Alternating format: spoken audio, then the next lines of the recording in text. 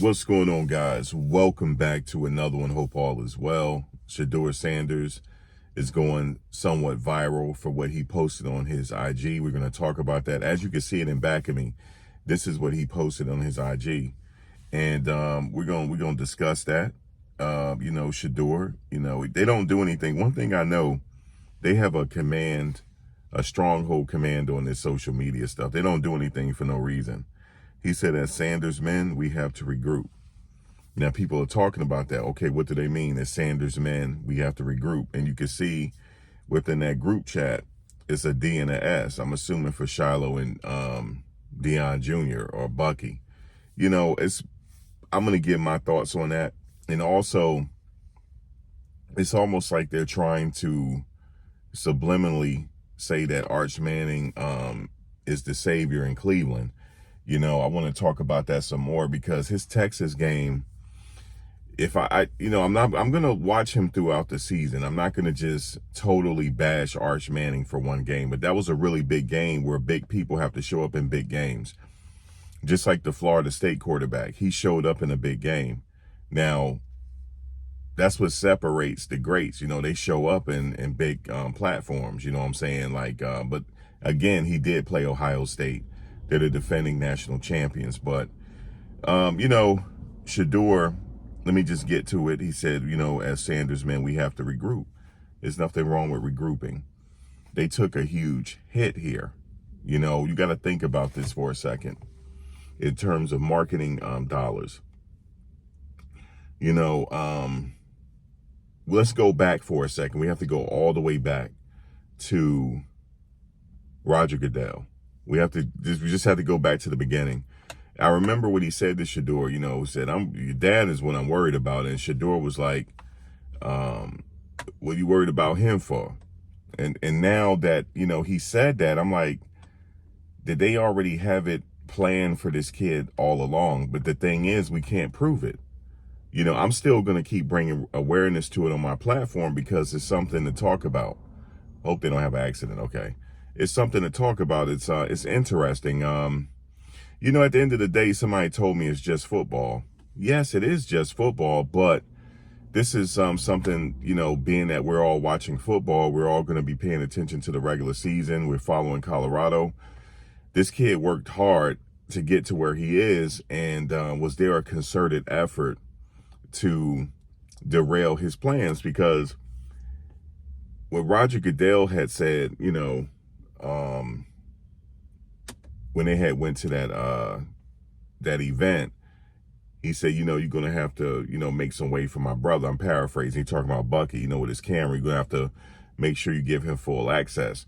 I'm assuming Shedeur thought he was good with the commissioner. He probably still is good with the commissioner. I don't want to insinuate anything because I don't know either party. I don't want to insinuate anything, but the optics are the optics. You guys see what we're seeing. We're seeing the same thing. The optics don't look good. So he said, yeah, I'm worried about your dad. He said, well, what you worried about him for?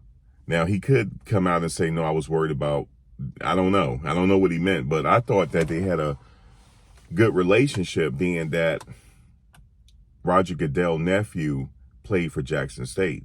And there was a few games where, Roger Goodell attended the games. Their last bowl game, I believe Roger Goodell attended that game. His nephew was playing. So I guess Shedeur is under the assumption that they had they're cool. They have a good relationship. And somebody gave Shedeur bad advice. Either they gave him bad advice or he just was not knowing, because he was assuming that he was going to be a #1 draft pick. Everybody assumed it. And a lot of people were surprised that day that he didn't get drafted, right? Now, I'm not saying that nobody gave him bad advice. I know he doesn't have an agent. But yes, they do have to regroup because they took a big hit here. Shiloh, he still hasn't been picked up by a team yet. And, that news could come out any day now. He could, sign with someone. But around the Sanders name, it's a whole brand around their name. And there's a whole brand around it. And it's like there was a concerted effort to derail what they had going on. And I heard somebody else talking about it. They said they didn't want to really deal with the brand. He came in. Think about this for a second.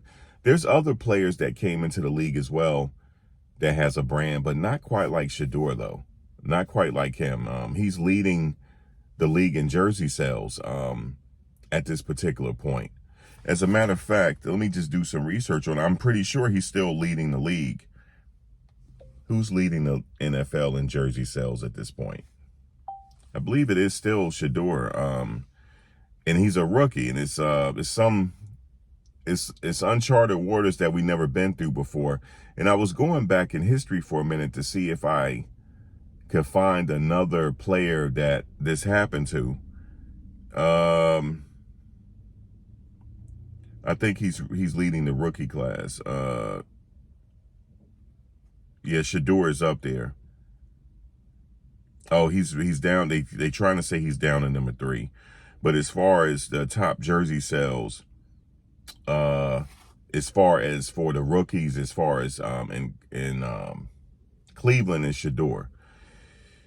And I'm thinking about this. It's like the branding. He came into the league with a lot of clout, but not only that, just the branding, the name, image, likeness. He's getting a certain percentage off his jersey sales. And I think they're going to have a problem in Cleveland, especially. I looked at their record last year. They finished the regular season at 3-14. They were 3-14. They ended up 4th in the AFC North. Yeah, so they concluded at 3-14. I honestly think they could conclude this season at 3-14 as well, and possibly have a shot at getting the number 1 draft pick. That's contingent upon if Arch Manning come out this year. If he come out this year, because I mean, it's not. They said it's a worst kept secret. I honestly believe that now, that it is a worst kept secret, that they going after Arch. You know what I'm saying? I think everybody is under that impression that they're going to try to go after Arch Manning. Now, like I said, with Arch Manning is concerned, I'm going to have to wait for a couple of more games to see how Arch Manning is going to do this year. There's a lot of pressure on him as well. He's leading a big program. He's leading Texas. However, the Michigan quarterback, Bryce Underwood, he did pretty good in his debut with Michigan. So there's a lot of attention around him as well. I honestly think Bryce Underwood looks better to me, actually. That's just me. And to be fair, we're going to have to wait for a few more games in the season. I think by week 6 or 7, we're going to see where everybody is. We're going to see where Texas is by week 6 or 7. And the reason why I'm watching Texas closely, because of the news surrounding Arch Manning possibly going to the Cleveland Browns. And I'm thinking, with his grandfather and stuff, Archie Manning, I don't know why would he want him to go to the Browns. But at the same time, they said that the Manning family has a really good relationship with the Cleveland Browns owner. So with that being said,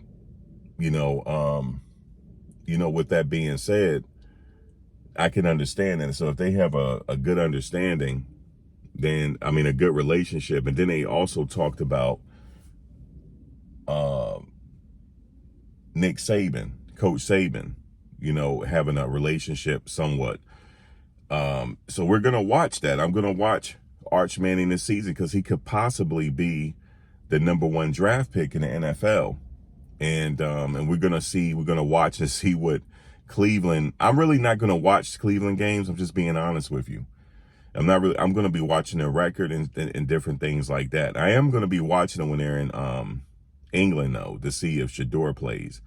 And I do suspect there should be some news around Shedeur playing around that game, just because it's an international game. And he's very popular. And I know they're trying to bring more popularity to Europe still.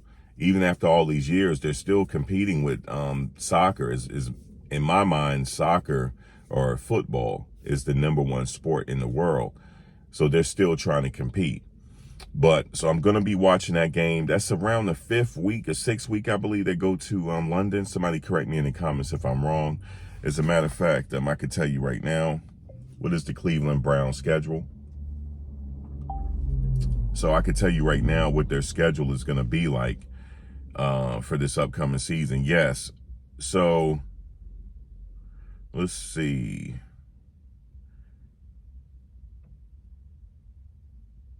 Cleveland. No, this is messed up. This is not what I'm looking for. Hold on. This is not what I'm looking for. Let's see. What is the Cleveland Browns football schedule for 2025?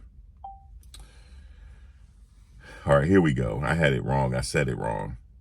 So now we'll see. Okay, so yeah, like I said, by week.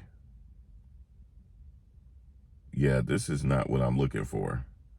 Okay, Cincinnati. Yeah, they have the Baltimore Ravens. Week 3, they have Green Bay. Week 4, they have the Detroit Lions. And also, okay, week 5, they play the Minnesota Vikings, and it's an international game at Tottenham Hotspur Stadium in London. That's at 9:30 a.m. Eastern Standard Time on the NFL Network. So around week 5, we're going to see if they do play Shedeur when they go to London.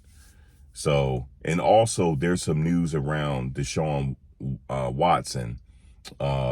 He's training and they said he looks good. Oh, by the way, with Deshaun Watson, did you guys hear this? Deshaun Watson was put under anesthesia so he can get a full body or something tattoo. He was put to sleep. Oh, man, I don't know about that. What do you guys think about that? I heard that. I was like, wait a minute, is that true? So they said he was put under anesthesia. I've heard that. I heard people being put under anesthesia before for certain type of tattoos. I personally wouldn't want to be put to sleep just for no tattoo. I definitely wouldn't want to be, but I heard that he was put to sleep. So that's what he's doing in his off season. All right, cool. But they are looking at Deshaun Watson to see where he's going to be at. I mean, what's the tentative schedule for him? Is he going to be back by week 6 or week 7? We're going to have to wait and see. And where does that move Shedeur down on the depth chart? Where does that move him? That's what I want to know. Like right now, he's currently 3 on the depth chart. They added another quarterback that's 4th on the depth chart for the practice squad and stuff like that.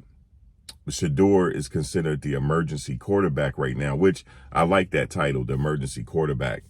The emergency quarterback, it makes sense. Like, okay, the starter is Joe Flacco. If something happened to him in the game, Dylan Gabriel will go in. If he stink up the joint, Shedeur has to go in. So Shedeur, yes, he does have to have that mindset that he is going to play. He got to have that mindset. So we already know that. But I'm looking at this schedule, guys. Like I said, they only won 3 games last year. I mean, they're starting off the season with the Cincinnati Bengals. That's September 7th. I am going to be watching that. Then they're looking at week 2, the Baltimore Ravens. That's at the Baltimore Ravens. And then they got to play Green Bay. They got to play Micah Parsons. Hold on. So by week 3 now, Micah Parsons, he's looking real good. He's really satisfied with his money. And I had said this early on, that quarterback better be careful because Micah Parsons is going to be extra motivated to do something in that game. So he should be ready by week 3. He should have got well acclimated with the playbook and everything else with Green Bay. Then after that, they got week 4, the Detroit Lions. That's at Detroit. Okay, so they got to go there. Week 5, I'm thinking Shedeur will be released by week 6 or something. He gonna be playing. I don't know. We'll see. But there's a lot going on. But damn, Deshaun with I don't know, man. Full body tattoo. Did you guys hear that? Drop a comment below if you heard that. So there's a lot going on, man. Like I said, there's a lot of chatter around the internet right now with Shedeur and what's going on. But I think he's in a good space right now as far as that 3rd string role. I'm gonna tell you why, aka the emergency quarterback role, because let them play the first 5 games. Let them play against Micah Parsons while he's sitting there learning, and see what happens. I do suspect at some point they're gonna call him to go in as the emergency situation, and it's gonna be up to him what he pretty much do. Let me go back to Well, we already talked about Cam Newton and why he thinks Shedeur is in trouble. He pretty much was saying that, you know, there was no quarterback competition and they didn't give him a fair shake, you know, as far as like what they did with Dylan Gabriel. That's something we know already. It's going to work out. I think, guys, it's just divine intervention going on, and it's just going to work out for Shedeur. Yesterday, I mean, damn, Arch Manning played. It was just, I'm expecting Arch Manning. You know what I'm saying? I don't know what I was expecting yesterday against Ohio State, but I guess Ohio State got everybody's minds right. Like, look, we are Ohio State now. Don't get it twisted. We came off a national championship. Don't sit up here and play with us. Okay, don't sit up here and play with us. I know that's Arch Manning, but he got another year. He need another year under his belt. He's looking yesterday like he needs another year under his belt. That's the way he was looking yesterday. And I don't know what I was saying. I was watching that game. I was like, yeah, man, I had my popcorn and shit. Arch Manning, you know what I'm saying? I don't know what I thought. I'm like, damn, you know, Arch Manning. I'm thinking, guys, I don't know what I was thinking. I was thinking that, damn, this, you know, Arch really going to come out here and really serve us up. You know what I'm saying? He's really going to serve us. He's really going to let us know why he should be the number one pick. I don't know what I was thinking, but he played like he needs at least another year or two on his belt. That's what he's playing like. He's playing like, he needs a year to season under his belt. And like I said, you know, the nightcap, they were talking about it. And what do you say here? Let me see. He said Arch. It says Unc and Johnny Manziel shocked by Arch Manning ugly game. Let's hear what they got to say. Hello, it's your favorite sport. Let's pegged as the number one pick in the 2026 NFL draft. All right, let me stop right there. Yes, they do have him pegged as the number one pick in the 2026 draft. I'm thinking, now I was looking at Bryce Underwood too. He looked good. He got a really quick release. He has a Bryce Underwood has an arm. He's going to be the future. Bryce Underwood is who they need to be talking about. But Arch Manning, yes, they pegged him to be the number one pick, like the next hope. You know what I'm saying? Johnny, this a sign of things Let's see what Johnny Football got to say. to come, or we just saying it's just one star? Hey, let's not make too much of it. I mean, listen, I think overall as a player, like this is one of the things you start early in the season. I was talking to Jake Spavital, who was my offensive coordinator my second year. He plays at Baylor. I'm talking to him about the game the night before, and he's just like, fuck, man, we can't run the ball. And there's certain things early on in the season where you need more reps and more game reps and more live speed reps. And this is something that's always been a question with Arch, which is, has he played enough? Has he got enough reps enough to be able to come into a game like this and be prepared and ready to go? And today, it didn't look that way. I think as you saw their nice drive they had in the fourth quarter where they went down and scored, he has that capability, right? But like to do it from the first snap all the way throughout the game and be consistent with it, this isn't Louisiana Monroe. This isn't the teams he's popped in last year and played against. Like this is... See, I'm in agreement with him. He said this is not Louisiana Monroe. This is not some teams he just popped in. You know, they had Quinn Ewers last year. This wasn't that. It wasn't that. He now is managing the team. He's now out there against Ohio State, and he didn't look like he was ready, man. That's just the bottom line. I know they have him pegged as the number one draft pick going into 2026. We might think about 2027. The defending, reigning, really good Ohio State football team. Like you're not... That red dot that he said that they were swinging at everybody else, that motherfucker must be broken or something, because that did not look like the number one team in the country today at all. And it was an all-time quote. I'm cool for it, but if you're going to walk out like that with the gap, you better back it up. Yeah, and the thing is, look, everybody keeps saying that he's a generation. Bruh, we've got to stop with this generational stuff.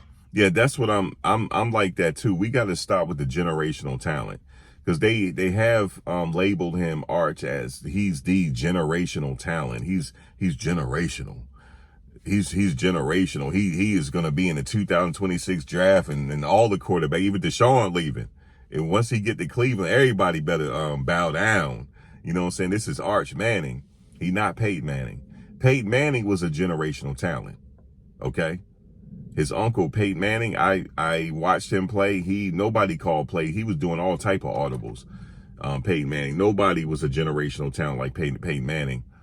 And like I said, he probably is in the shadow of his family and Eli Manning. But I mean, just let him develop. He's the one that you have to let develop. You know, Shedeur, at that stage of the game, Shedeur was ready to go. He was more polished at that stage of the game. He got sacked a lot. You know, I think that's one blemish that people keep throwing up in Shedeur's face. Oh, he getting all the sacks and stuff like that. I mean, give that man an offensive line, please. And then let's see what's really good. But yeah, miss me with the generational talent. That puts a lot of pressure, undue pressure on people. Generational talent. Everybody is not generational. Just because they have one or two good games, do you understand what a generation is? Yeah. Do you understand what transcendent means? Do you know what transformative means? We just be using stuff because it sounds good. Right. Stop saying that. He's not. He might be that. But if you look at Arch Manning and you say he's transformative, he's generational, you're lying. He's not. Because guess what? They shut down the run, and then it's like, okay, go win the game. And like you said, Johnny, the thing what happened is that when Ewers were hurt last year, and he's playing substandard teams, and he looked really good. Well, they should go to Arch. They should go to Arch. They should go to Arch, bro. But when you go step up at Ohio State and you face the Texans and you face the Alabamas, no, bro, that's not good enough. Mm-hmm. That's not good enough. And he's going to have to be much better. Mm-hmm. Because if you looked at him in his starts, and when he's had to step up in competition, if you can look at him and say, well, he's generational, we've got different definitions of what generational is. Go ahead, Ochi. I'm like that too. Like after that game, if they're still calling him a generational talent, then we got two different definitions of what generational talent is. My idea of generational talent was Dan Marino, Tom Brady, Michael Vick, when at the height of his career, Michael Vick, Peyton Manning. You know what I'm saying? That's generational talent. That's like something that come along and transcends the sport, excuse me. You know, Barry Sanders, generational talent. He's like he's all world talent. You know, different players like that, man. But to put that on him right now, he gotta. Let's just wait and see what he's gonna do. I will give him by the fifth game, you know, to see where he's at, you know. But I am watching Arch Manning since they said that he possibly could be, you know, the #1 draft pick and going to the Cleveland Browns. I'm extra interested because Shedeur is there. You know, I want to see Shedeur flourish up there. I don't know. I want to see him go somewhere else, to be honest with you, man. I got a bad taste in my mouth with the Browns organization. I do, just by the way they were looking at that draft that time. They like, in the next pick, and they draft Shedeur Sanders, they're like this. They look like they were in a sunken place. Like, come on, man. So, yeah, man, Shedeur, man, he's right in saying that, you know, I need to regroup. I need to go back and regroup now and figure out what we need to do as a family, you know, as a brand. You know, we need to regroup now. You know, it's time for the Sanders clan to regroup, and I feel Shedeur on that, you know, because it's crazy. You know, it's almost like, I don't want to say it. I don't want to say it, man. I really don't. Keep it sports, you know. But I am excited about the season, you know, to see where he's going to play at, where he's going to fit in at. Because at some point, there could be an emergency. Because they said that he is the emergency talent. I mean, the emergency backup to the backup. He's the backup to the backup. And Dylan Gabriel, they quickly took him out of that preseason game. You know, okay, yeah, he got a touchdown. Okay, good. Let's take him out. And let's stick Shedeur with the people that we ain't even gonna, let's let him go out there with the sliding team, you know. So, but he is getting reps now because they have to prepare Shedeur for the season just in case if they need him. So he will be, it's no question that he'll be getting first and second team reps now. It's no question. You have to, because I remember seeing a game one time where damn near 3 quarterbacks went out. They had to go with the punter, but came in as a quarterback. I forget what game it was. It was when I was younger then when that happened, but it could happen. It's a dangerous sport. It's a long season, and anything could happen in this season. But what I want to do is, for right now, I want to go to some of the comments from my previous video and read some of the comments here, because I do be reading the comments. I do. Let's see what you guys are saying. It says Nia D3X. This was 2 hours ago. Let me heart her comment. She said, say what you will about Unc Shannon's personal life. Unc call it like it is, and it's hilarious. Unc is hilarious, yo. He is, the way he know his football. I'm gonna tell you right now, he know his football. Look here now, Ocho. I know my football. He do know his football.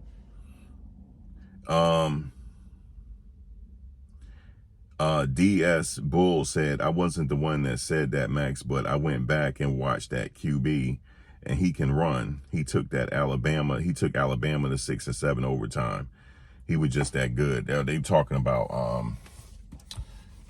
the Colorado game, man, where the kid just ran all over the place and went wild on us. Anthony Jefferson said, I think college football should have at least 2 preseason games early in August. I'm with that. So DW contract is fully guaranteed. Talking about Deshaun Watson. Hope this person don't hit me. Oh my God, these people can't drive out here, dog. So yes, damn, I didn't know it was fully guaranteed. Talking about Deshaun Watson. Shout out to Deshaun Watson, man. Let's see. Caden Salter seemed to be unable to push the ball down the field. I don't give him another game. Give him a few games to get settled. That's what I would say. Somebody said they need to be able to stop the jet sweep. That's a problem. The D-line should go only 1 yard. Look for the ball carrier. They're talking about Colorado, but somebody said Shiloh is a great player. I agree with that. The bus will not improve until they get rid of the atrocious O&D coordinator. I don't think the defensive coordinator's atrocious. I think that you got to give it a few more games. Sometime after a loss, guys, people, everybody want everybody to get fired. Somebody said here, Black Diamond said, first of all, the NFL is clearly out of order and needs to be sued. The players are not coming together, and this is why the owners are able to run the league like a plantation. The guy had every right to defend himself after the play when the opposing player was going beyond the play activity with hands above the shoulders, striking Shiloh in the neck and face. The problem is with most of the NFL players turning a blind eye, thinking they could save their own butt, not understanding that overall keeps the subjected and bigotry that may come knocking on their door next. That's shout out to Black Diamond 306 for your comment. And yeah, man. Yeah, I know Michael Vick played at Virginia Tech. Somebody said Michael Vick played at Virginia Tech. I know I had put the writing up there that I corrected myself. I had said that too, that the NFL is off the hook and they're out of pocket. And yeah, people only worried about their own contracts at the end of the day, man. But anyway, guys, I thank you for watching. I thank you for the support. Please drop a comment below, and I will read your comment next. And yeah, I'll be reading comment next. But man, it's getting extra hot where I'm at now. So I'm gonna end the video here before the phone dies out. But guys, I'll see you on the next one. Thank you for your support. Peace.